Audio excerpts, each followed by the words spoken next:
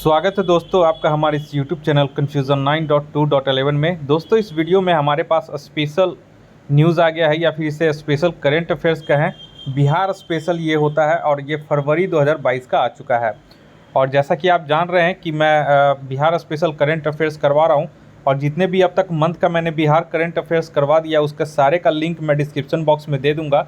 वहाँ से आप एक एक करके मंथली वाइज अपना चेक कर सकते हैं और रिवीजन कर सकते हैं। ठीक है, तो यहाँ पे हम फरवरी मंथ का बिहार स्पेशल देख रहे हैं करंट, और यहाँ पे देखते हैं कि क्या क्या है करंट अफेयर्स में। बहुत ही इंपॉर्टेंट है, आप लोग इसे अवश्य पूरा देख लें। ठीक है, तो चलिए यहाँ पे मैं थोड़ा सा जूम कर देता हूँ ताकि आप लोग को अच्छे से दिख सके। चलिए यहाँ पे पहला में है नए मुख्य सचिव आमिर सुबहानी बने हैं, चर्चा में क्यों है। हाल ही में विकास आयुक्त आमिर सुबहानी बिहार के नए मुख्य सचिव के रूप में नियुक्त किए गए हैं। आमिर सुबहानी निवर्तमान मुख्य सचिव त्रिपुरारी शरण का स्थान लेंगे। वहीं समाज कल्याण विभाग के अपर मुख्य सचिव अतुल प्रसाद को विकास आयुक्त की जिम्मेदारी दी गई है। यानी कि पहले जो विकास आयुक्त आमिर सुबहानी थे उनको अब मुख्य सचिव बिहार का बना दिया गया है और उनके जगह पे विकास आयुक्त की जिम्मेदारी अब अतुल प्रसाद को दे दी गई है।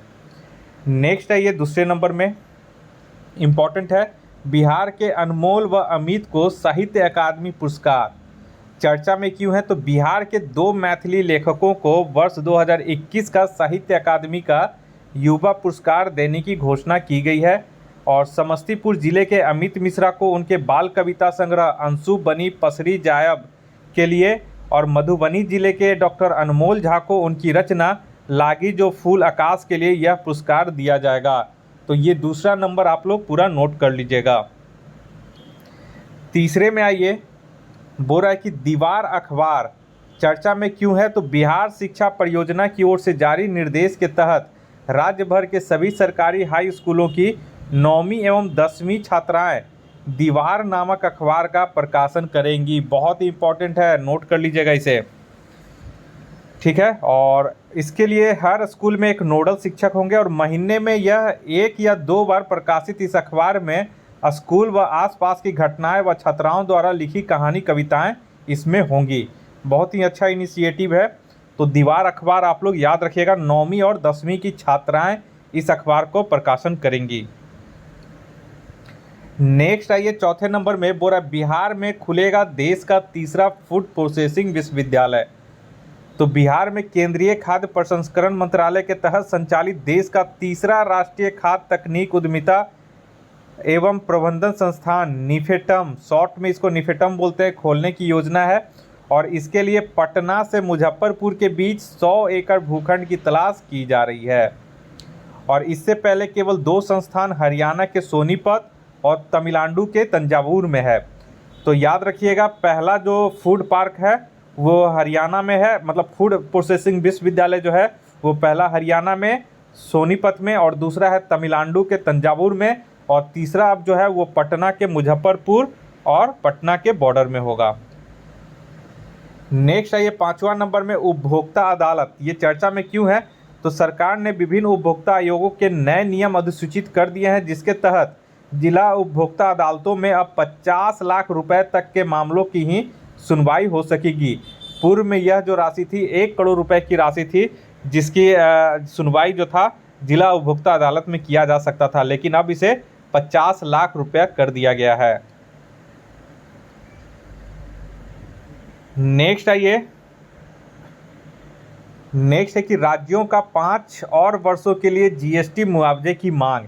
तो यहाँ पे छत्तीसगढ़, केरल, दिल्ली और पश्चिम बंगाल सहित कई राज्य जो हैं वो महामारी से उत्पन्न वित्तीय तनाव को देखते हुए जीएसटी मुआवजे को अगले 5 वर्ष तक बढ़ाने के लिए केंद्र सरकार से अपील किया है। यहाँ पे जो नोट करने वाली बात है वो ये है कि जीएसटी को 1 जुलाई 2017 से लागू किया गया। ठीक है, इसे आप लोग नोट कर लीजिएगा कि जीएसटी को 1 जुलाई 2017 से लागू किया गया था। और इसे लागू करने के बाद पहले 5 सालों में राज्यों को राजस्व का जो भी नुकसान होगा उसकी केंद्र सरकार भरपाई करेगी और मुआवजे के लिए तय समय अवधि जून 2022 में समाप्त हो जाएगी। नेक्स्ट आइए पढ़े भारत अभियान। ठीक है, तो ये चर्चा में क्यों है, तो केंद्रीय शिक्षा एवं कौशल विकास मंत्री धर्मेंद्र प्रधान ने जनवरी 2022 को 100 दिनों का शिक्षा अभियान पढ़े भारत लॉन्च किया है। बाल वाटिका में 8वीं में पढ़ रहे बच्चे इस अभियान का हिस्सा बनेंगे और यह अभियान 100 दिनों 14 सप्ताह के लिए आयोजित होगा। ठीक है, नेक्स्ट आइए 8वां नंबर में बोल रहा है कि इमरजेंसी नंबर 112 चर्चा में ये क्यों है। तो जल्द ही बिहार में पुलिस, एम्बुलेंस और फायर ब्रिगेड के लिए अब एक ही इमरजेंसी नंबर 112 डायल करने की सेवा शुरू हो जाएगी। वर्तमान में पुलिस के लिए 100 है, एम्बुलेंस के लिए 108 और आग लगने पर फायर ब्रिगेड के लिए 101 नंबर डायल करना पड़ता है। और इमरजेंसी नंबर 112 की व्यवस्था काफ़ी हाईटेक है। ग्लोबल पोजीशनिंग सिस्टम यानी जीपीएस से इसे जोड़ा गया है और इसे फ़ोन करने वालों का लोकेशन भी उसके कॉल के सेंटर को मिल जाएगा, जिससे रिस्पांस टाइम कम लगेगा। नेक्स्ट है 9 नंबर 5 नई नगर पंचायत और 6 नगर परिषद की यहाँ पे स्थापना किया गया है। देखिए याद रखिएगा 5 नई नगर पंचायत और 6 नगर परिषद।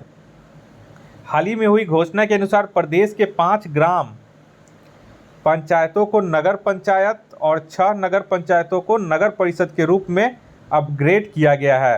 तो यहाँ पे लिस्ट एक बार देख लीजिए, बहुत इंपॉर्टेंट लिस्ट है। तो ग्राम पंचायत से नगर पंचायत बनने वाले जो स्थान हैं वो पश्चिम चंपारण का मच्छरगांवा, किशनगंज का पौवाखली, पूर्वी चंपारण का घोड़ा सहन और बक्सर का इटाढ़ी और बांका का संग्रामपुर। वहीं पे आइए नगर पंचायत से नगर परिषद बनने वाले स्थान जो हैं मधुबनी का झंझारपुर, दरभंगा का जाले, पटना का मनेर, लखीसराय का बढ़िया, जमुई का झाझा और नालंदा का इस्लामपुर।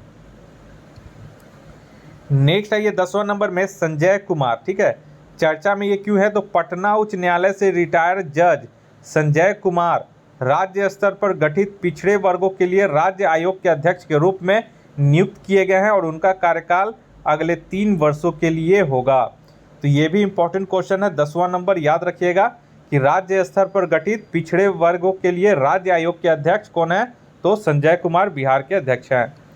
नेक्स्ट आइए 11 नंबर में बोल रहा है बिहार का पहला फ्लोटिंग सोलर प्लांट। बहुत इंपॉर्टेंट क्वेश्चन है। तो देखिए 10 जनवरी 2022 से बिहार का पहला फ्लोटिंग सोलर प्लांट चालू हो जाएगा, यानी चालू हो गया है और यह प्लांट दरभंगा कादिराबाद स्थित बिजली विभाग के तालाब में बनकर तैयार है। इससे 1.6 मेगावाट बिजली जनरेट होगी। तो बिहार का पूछेगा पहला फ्लोटिंग सोलर प्लांट कहाँ है, तो यह दरभंगा में है, दरभंगा के कादिराबाद में। नेक्स्ट आइए 12 नंबर में बोला कि रोहित कुमार को बिहार विभूति सम्मान से सम्मानित किया गया। हाल ही में मीडिया ट्रेंड्स के संस्थापक रोहित कुमार को बिहार उद्यमिता सम्मेलन 2022 में बिहार विभूति सम्मान से सम्मानित किया गया है और यह कार्यक्रम लेट्स इंस्पायर बिहार द्वारा एनडीएमसी कन्वेंशन सेंटर नई दिल्ली में आयोजित किया गया था। नेक्स्ट आइए 13 नंबर में डॉक्टर एस.सी. मिश्रा का निधन चर्चा में क्यों है। तो महावीर अस्पतालों के निदेशक प्रमुख डॉक्टर एस.सी. मिश्रा का 6 जनवरी 2022 को पटना में निधन हो गया। नेक्स्ट आइए 14 नंबर में 14 बुरा बिहार का दूसरा टाइगर रिजर्व। बहुत इंपॉर्टेंट क्वेश्चन है। केंद्रीय पर्यावरण, वन एवं जलवायु परिवर्तन मंत्रालय बिहार में वाल्मीकि नगर के बाद कैमूर में दूसरे टाइगर रिजर्व के निर्माण के लिए प्रयासरत है। तो पूछेगा कि बिहार का दूसरा टाइगर रिजर्व कहाँ पे बन रहा है, तो कैमूर में। पहला तो वाल्मीकि नगर सबको पता है। देखिए भारत में दुनिया का 80% बाघ है और अक्टूबर 2021 तक भारत में टोटल 53 टाइगर रिजर्व थे। नेक्स्ट आइए 15 में बोला पटना नगर निगम को सबसे अधिक राशि आवंटित। हाल ही में राज्य के 18 नगरों के विकास के लिए छठे वित्तीय आयोग की अनुशंसा पर 256 करोड़ 48 लाख की राशि आवंटित की गई है। पटना नगर निगम को जिसमें सर्वाधिक 67.53 करोड़ रुपए आवंटित किए गए हैं।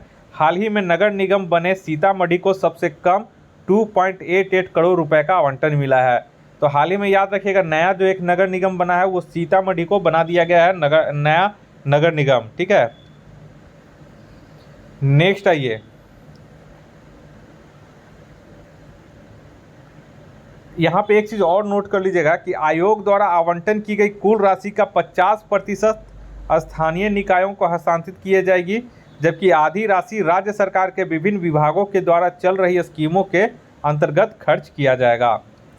नेक्स्ट है ये 16 नंबर में ई नारी शक्ति ऋण योजना। हाल ही में दक्षिण बिहार ग्रामीण बैंक डीबीजीबी ने अपने चौथे स्थापना दिवस के अवसर पर ई नारी शक्ति ऋण योजना की शुरुआत की है। आप लोग इसे और इस योजना के तहत बैंक महिलाओं को इलेक्ट्रिक 2 पहिया गाड़ियों की खरीद के लिए 1 लाख रुपए तक का सस्ता कर्ज देगी। इसके लिए डॉक्यूमेंटेशन फीस नहीं ली जाएगी। तो ये आप लोग याद रखिएगा, इलेक्ट्रिक 2 पहिया वाहनों के खरीद के लिए केवल है, ठीक है।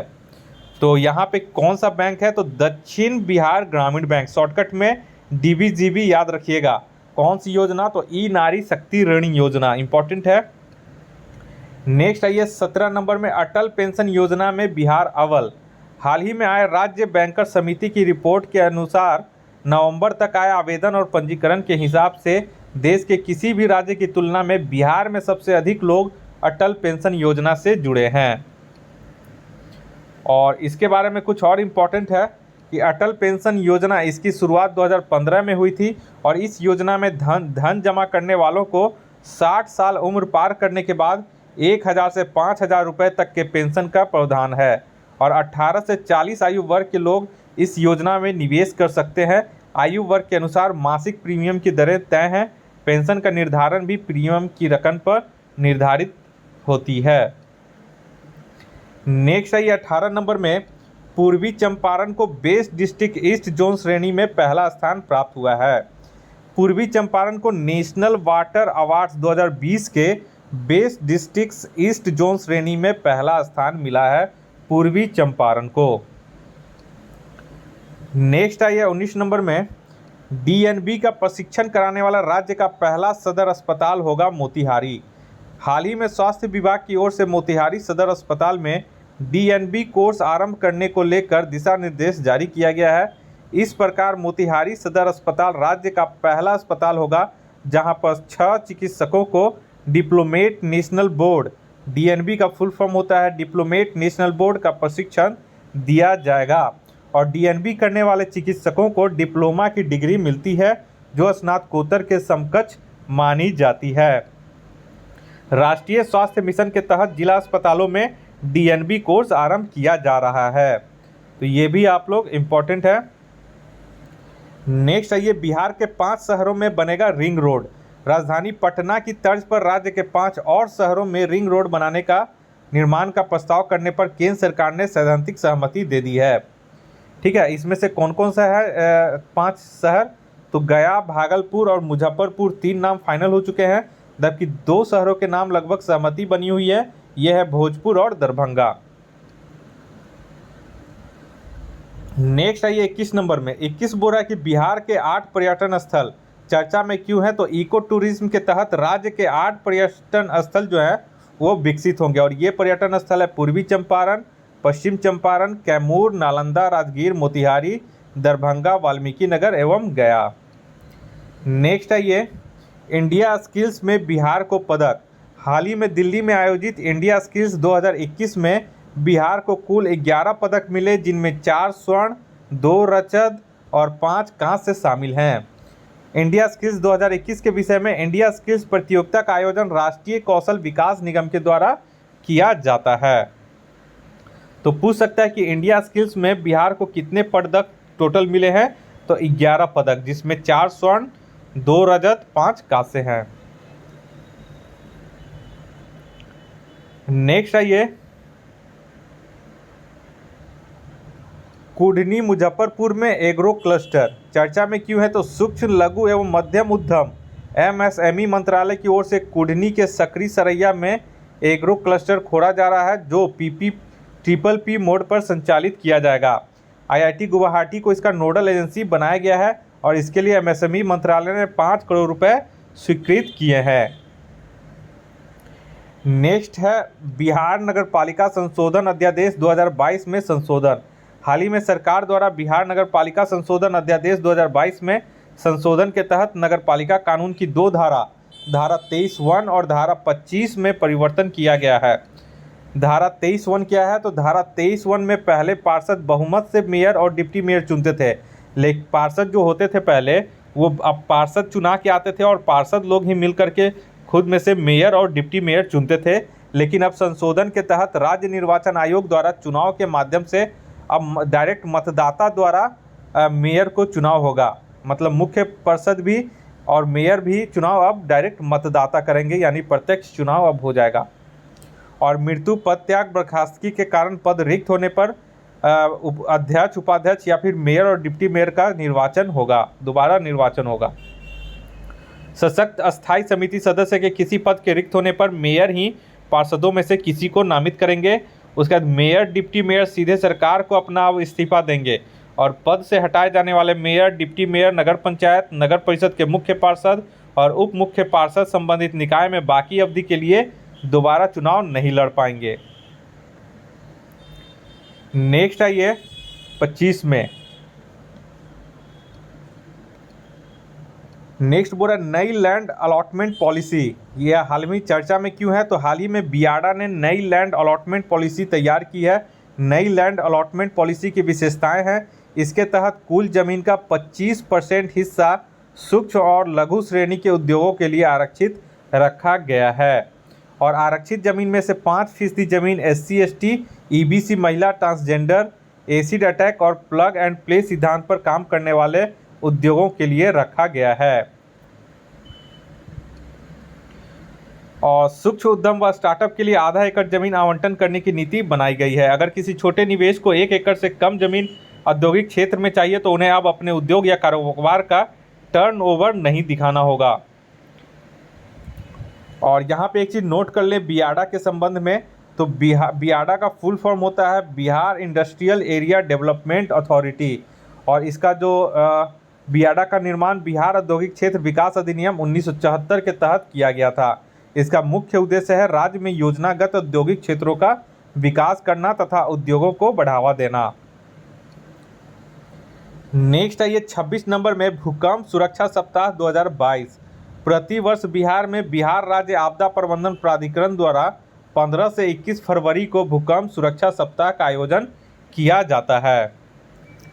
और यहाँ पे एक चीज़ जो नोट करना है वो यहाँ पे नोट कर लीजिए। देखिए बिहार भूकंप की दृष्टि से अत्यंत संवेदनशील राज्य है और यहाँ पे राज्य के 8 जिले जो हैं वो अत्यधिक सर्वाधिक संवेदनशील जोन 5 में आते हैं और बाकी जो 24 जिले हैं वो जोन 4 में, जबकि बाकी 6 जिले जोन 3 में आते हैं। ठीक है।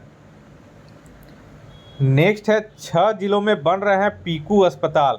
बच्चों के इलाज के लिए 6 जिलों के सदर अस्पतालों में पीकू यानी कि paediatric intensive care unit field अस्पताल बनाया जा रहा है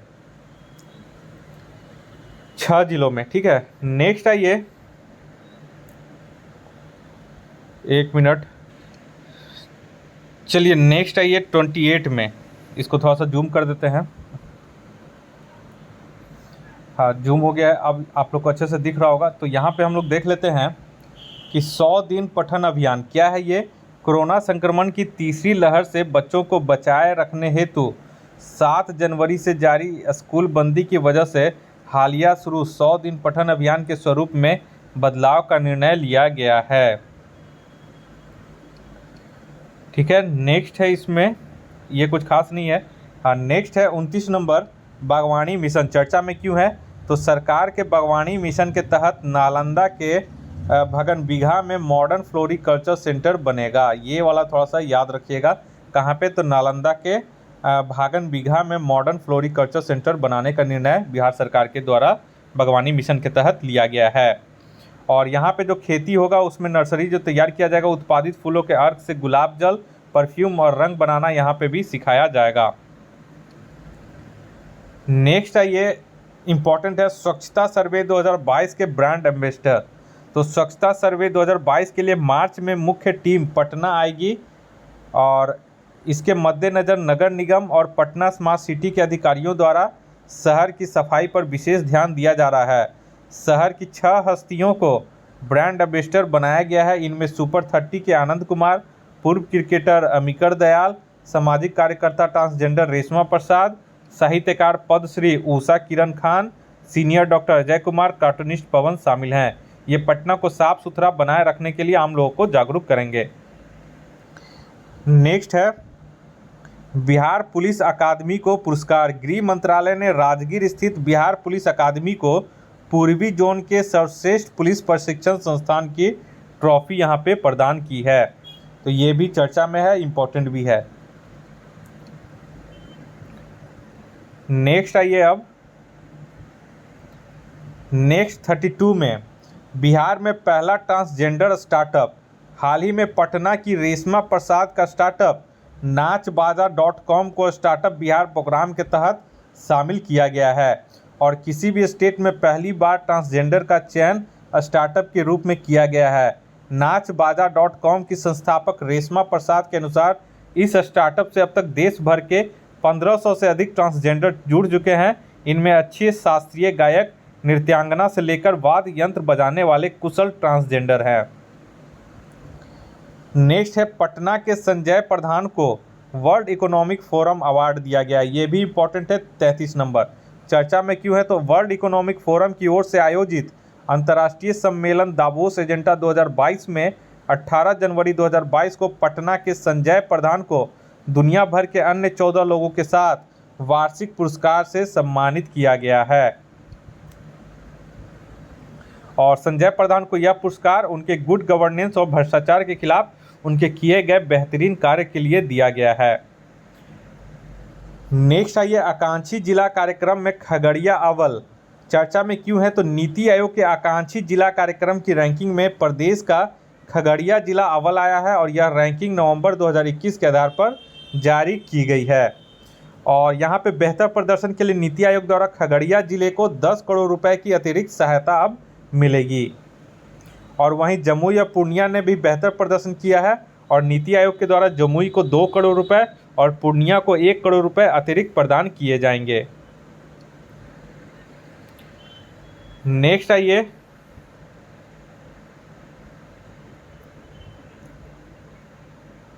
नेक्स्ट है केंद्रीय करों में बिहार की हिस्सेदारी। केंद्रीय करों में राज्यों की हिस्सेदारी के मद में बिहार को एक मुश्त 9,563 करोड़ 30 लाख रुपए मिले हैं। ये वाला आप लोग डाटा याद रखिएगा कि केंद्रीय करों में बिहार की कितने हिस्सेदारी है। तो यहाँ पे एक मुश्त 9,563 करोड़ 30 लाख रुपए मिले हैं। इससे बिहार में पूंजीगत व्यय को बढ़ावा मिलेगा, योजनाओं के लिए खर्च करने में भी सुविधा होगी और बिहार को मासिक किस्त के अलावा 1 महीने का अग्रिम भी दिया गया है।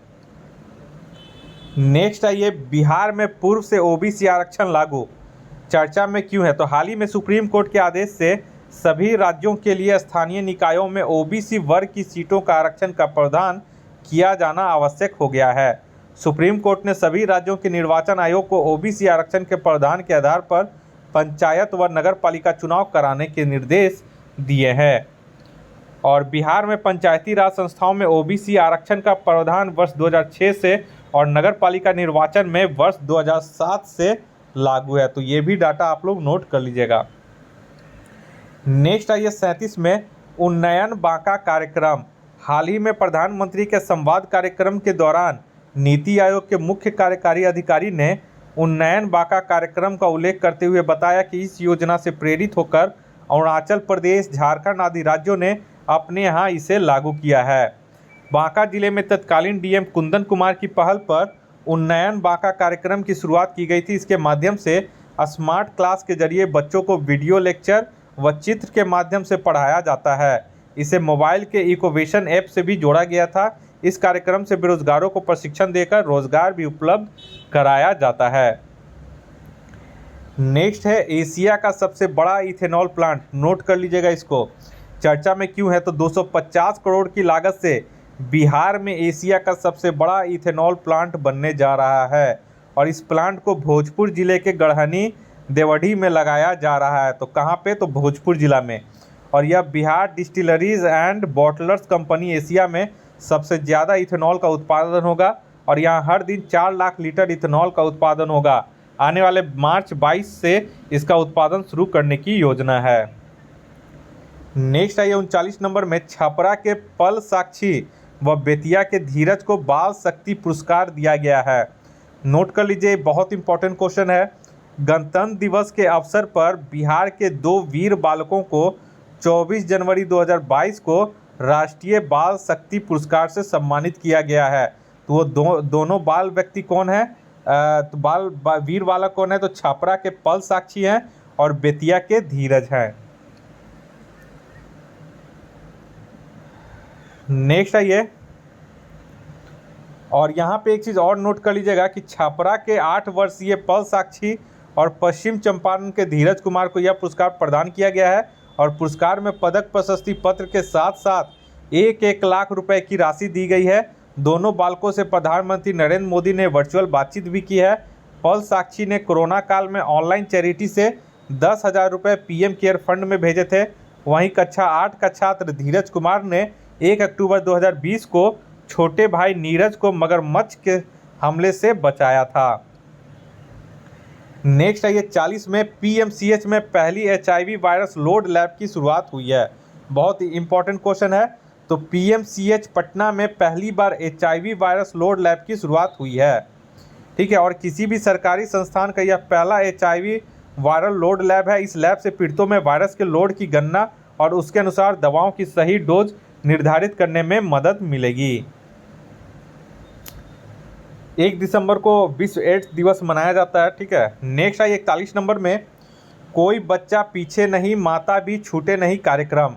राज्य के 9 जिलों में संचालित कोई बच्चा पीछे नहीं माता भी छूटे नहीं कार्यक्रम को संपूर्ण राज्य में लागू करने का अब सरकार ने निर्णय लिया है। सरकार द्वारा संचालित महादलित, दलित एवं अल्पसंख्यक अति पिछड़ा वर्ग अक्षर अंचल योजना के तहत राज्य के 9 जिलों में यह कार्यक्रम चल रहा था। इसका उद्देश्य दलित अल्पसंख्यकों में शिक्षा की मजबूती के लिए कार्य करना था और बिहार के शिक्षा मंत्रालय ने पूरे राज्य में लागू करने के साथ अब संस्था प्रथम के साथ करार करने का निर्देश जो है वो जन शिक्षा निदेशालय को दिए हैं। नेक्स्ट है ये 42 नंबर, ये भी इम्पोर्टेंट है। सहबाल गुप्ता एवं आचार्य चंदना जी को पद्मश्री दिया गया है इस बार। तो बिहार की 2 हस्तियों को, जिनमें अर्थशास्त्री डॉक्टर सहबाल गुप्ता हैं और वरीयतन की प्रमुख आचार्य चंदना जी महाराज यानी ताई महाराज का नाम पद्मश्री सम्मान के लिए बिहार से घोषित किया गया है। तो याद रखें, बिहार से 2 लोगों को पद्मश्री सहबाल गुप्ता और आचार्य चंदना जी को दिया गया है। नेक्स्ट है ये, हाँ चलिए नेक्स्ट है यहाँ पे गांधी मैदान में गणतंत्र दिवस समारोह का आयोजन। गांधी मैदान में गणतंत्र दिवस समारोह का आयोजन विभिन्न झांकियों द्वारा प्रदर्शित किया गया यहाँ पे। और इसमें याद रखिएगा, एक चीज़ नोट कीजिएगा कि इस बार जो है गणतंत्र दिवस पे बिहार शिक्षा परियोजना परिषद की झांकी को पहला स्थान प्राप्त हुआ है। बंदिशों से आज़ादी नामक इस झांकी में दिखाया गया कि लड़कियों को किशोरावस्था के दौरान शरीर में हो रहे बदलावों एवं महामारी के विषय में सही और पूरी जानकारी दी जाए। साथ ही मुख्यमंत्री किशोरी स्वास्थ्य कार्यक्रम को भी दर्शाया गया है। तो यहाँ पे याद रखिएगा कि गांधी मैदान में हुए गणतंत्र दिवस समारोह में बिहार शिक्षा परियोजना परिषद को की झांकी को प्रथम स्थान प्राप्त हुआ था। नेक्स्ट है यहाँ पे, नेक्स्ट है ये, भागलपुर के वाटर टेस्टिंग लैब को केंद्र से मिली मान्यता। भागलपुर के वाटर टेस्टिंग लैब को राष्ट्रीय स्तर की मान्यता प्रदान की गई है। केंद्र सरकार के राष्ट्रीय परीक्षण और अनुशोधन प्रयोगशाला प्रत्यायन बोर्ड की ओर से यह मान्यता दी गई है। यह मान्यता मिलने के बाद राज्य भर की जलापूर्ति योजना के तहत पानी की जांच होगी, जिसकी रिपोर्ट देश दुनिया में मान्य होगी। नेक्स्ट है ये, 5 जल जमाव वाले क्षेत्रों को रामसर साइट में शामिल करने की योजना। हाल ही में हुई बिहार राज्य आर्द्र भूमि प्राधिकरण की बैठक में बिहार के 5 जल जमाव वाले क्षेत्रों को रामसर साइट घोषित करने के लिए केंद्र सरकार से सिफारिश करने की सहमति बनी है, जिसमें है नागी नकटी जो कि आपका जमुई में है। तो नागी और नकटी दोनों अलग अलग है, ठीक है। तो नागी, नकटी, बरेला, गोगाबिल और कुशेश्वर स्थान, इसको आर्द्र भूमि में शामिल करने के लिए केंद्र से सिफारिश की गई है। अब याद रखें कि वर्तमान में जो है देश में ऐसे कुल 47 रामसर साइट हैं। नेक्स्ट आइए, बिहार संग्रहालय के अध्यक्ष अब मुख्यमंत्री हो गए हैं। तो इसका भी नोट कर लीजिएगा, बहुत इंपॉर्टेंट है कि बिहार संग्रहालय के अध्यक्ष कौन है? तो यहाँ पे मुख्यमंत्री आप लोग नीतीश कुमार मारिएगा आंसर। तो 28 जनवरी 2022 को मुख्यमंत्री नीतीश कुमार की अध्यक्षता में हुई मंत्रिमंडलीय बैठक में बिहार संग्रहालय के निदेशक के पद नाम बदलने और शासी निकाय के अध्यक्ष के पद में बदलाव को मंजूरी दी गई है। अब जो है बिहार संग्रहालय शासी निकाय के अध्यक्ष पद का जिम्मा अब मुख्यमंत्री के पास होगा। पूर्व में यह पद विकास आयुक्त के पास था। चलिए नेक्स्ट है यहाँ पे बिहार संग्रहालय के विषय में। बिहार संग्रहालय पटना में निर्मित एक आधुनिक कला संग्रहालय है। यह अगस्त 2015 में आंशिक रूप से तथा 2017 से पूर्ण रूप से खोला गया। यहाँ पटना संग्रहालय से 100 से अधिक कलाकृतियों को स्थानांतरित किया गया है और 2300 वर्षीय दीदारगंज यक्षी बिहार संग्रहालय में है। प्राचीन भारत युग से 1764 तक की कलाकृतियों को बिहार संग्रहालय में रखा गया है और 1764 के बाद के वह पटना संग्रहालय में रखे गए हैं। तो यहाँ पे आप लोग कंफ्यूज मत कीजिएगा बिहार संग्रहालय और पटना संग्रहालय में, ठीक है। इस वीडियो को देखने के लिए आप लोग का बहुत बहुत शुक्रिया। यहाँ पे हमारा बिहार करंट अफेयर्स कंप्लीट हो चुका है और बिहार का ही मैंने सीरीज जो चलाए रखा है ताकि जो भी है बिहार के परिप्रेक्ष्य में बीपीएससी और सीडीपीओ में क्वेश्चन आने की बहुत ज़्यादा संभावना होती है। यही वजह है कि मैंने बिहार करंट अफेयर्स पे फोकस करते हुए इसका स्पेशल वीडियो अपलोड किया जा रहा है हमारे यूट्यूब चैनल पे। अब तक जितने भी मंथ का बिहार स्पेशल करंट अफेयर्स हो चुका है उन सारे का लिंक मैं अपने डिस्क्रिप्शन बॉक्स में दे दूंगा, वहां से आप लोग जाकर चेक कर सकते हैं। इस वीडियो को देखने के लिए आप लोग का बहुत बहुत शुक्रिया। आपका दिन मंगलमय हो। धन्यवाद।